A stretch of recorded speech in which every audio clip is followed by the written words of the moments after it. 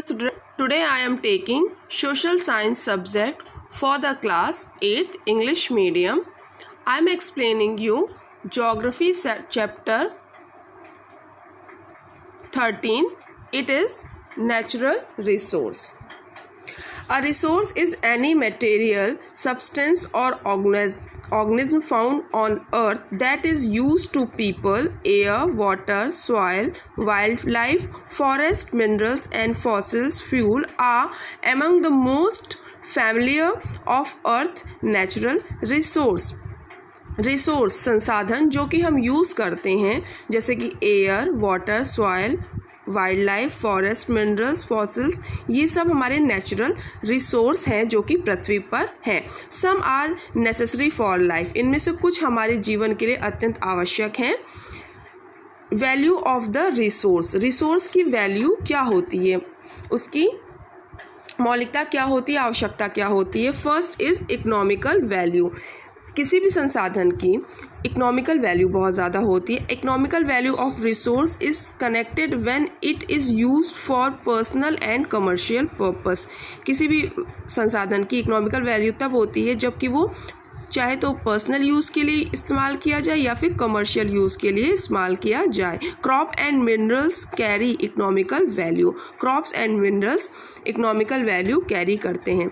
Second is aesthetic value means सौंदर्य मूल्यता. Minerals, mountain, desert, seas, resource because we enjoy their beauty. इन resource की हम beauty को इंजॉय करते हैं, इसलिए इसकी एस्थेटिकल वैल्यू भी होती है. एथिकल वैल्यू मीन्स नैतिक मूल्य.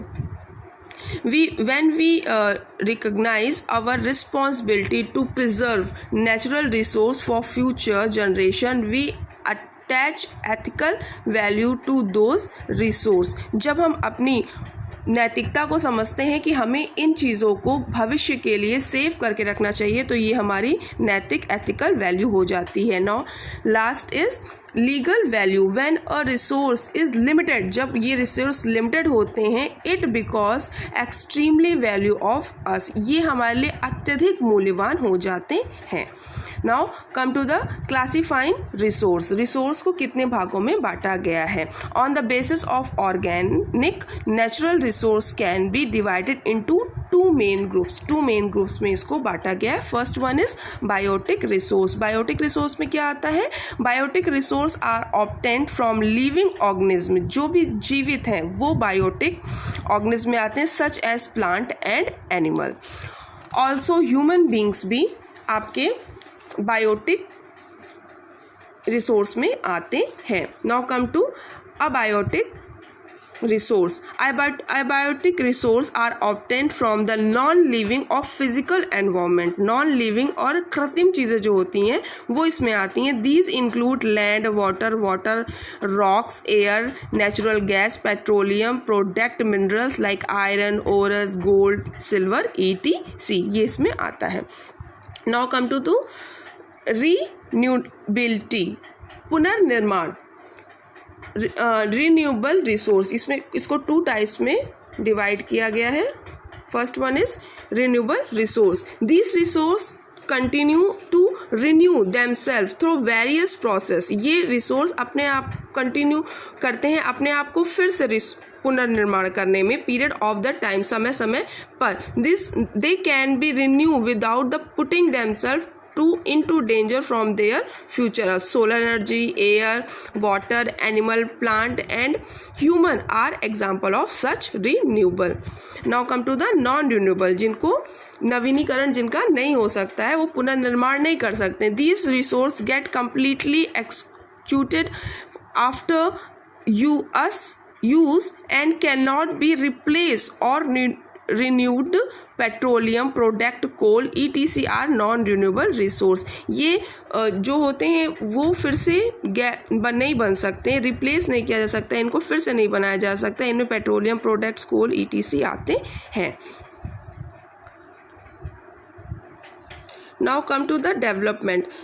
On the basis of development stage, the resource can be classified into two categories में development में इसको divide किया गया है. First one is potential resource, it means संभावित रिसोर्स, जो आपके संभावित रिसोर्स होते हैं, they may be due non availability for the technology और means. Second one is actual resource, वास्तविक resource. Now come to the type of resource. Resource कितने types के होते हैं? First one is agriculture resource. All kind of crop fall under the category.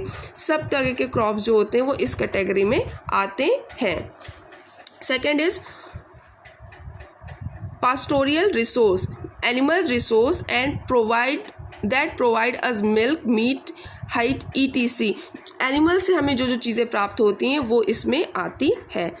Third one is energy resource. Energy resource है हमारे पास जो कि है petroleum, natural gases and nuclear fuel are the minerals that help in generate energy. ये हमें energy generate करने में मदद करते हैं, hence they are called energy resource. इसलिए इनको एनर्जी रिसोर्स कहा जाता है. Last one is mineral resource. Minerals can be obtain from the earth, जो कि अर्थ से प्राप्त किए जाते हैं, अर्थ की क्रस्ट से, सतह से को अंदर खोद करके. Minerals are vital for the development and program of the country.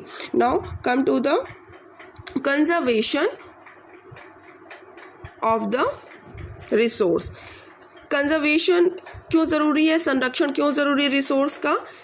क्योंकि हमारे पास जो है वो ये कुछ संसाधन लिमिटेड है. अगर हम उसको बहुत ज़्यादा खर्च करेंगे तो एक समय ऐसा आएगा कि ये रिसोर्स हमारे पास पूरी तरह से ख़त्म हो जाएंगे. इसलिए इन रिसोर्स का, इन संसाधनों का हमें संरक्षण अत्यंत आवश्यक हो जाता है. Thus conservation of resource are a vital significant. First one is conservation of resource, using natural resource carefully. Natural resource का ध्यानपूर्वक यूज़ करना विदाउट वेस्टिंग, उसको वेस्ट किए हुए. जस्ट लाइक हम वाटर को बहुत ज़्यादा वेस्ट करके यूज़ करते हैं, अगर हम उसको संरक्षित करके यूज़ करेंगे तो पीने का पानी जो हमारे पास एक समय बाद ख़त्म हो जाएगा वो शायद कंडीशन ना आए. This is called conservation of resource. इसको हम कंजर्वेशन ऑफ रिसोर्स कहते हैं. फिर है सस्टेनेबली डेवलपमेंट.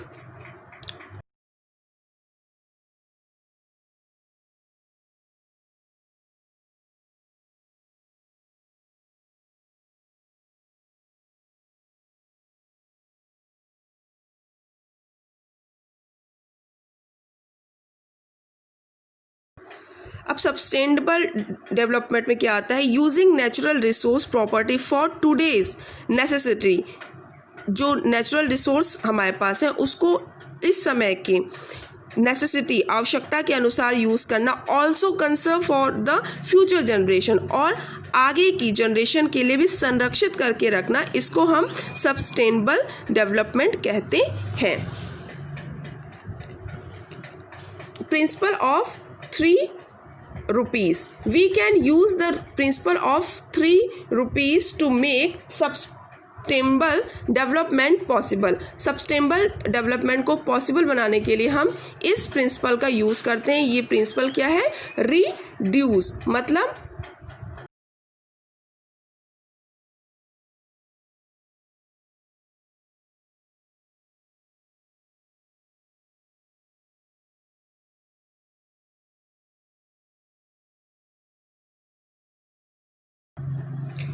कम खर्च करना. अगर हम रिसोर्सेस को कम खर्च करेंगे तो ये आगे यूज़ किया जा सकता है. रीयूज़, दोबारा यूज़ करना. Many old item can be use by making them it into also item. कुछ जो पुराने आइटम होते हैं उसको हम फिर से यूज़ कर सकते हैं, जैसे कि ओल्ड क्लोथ ETC.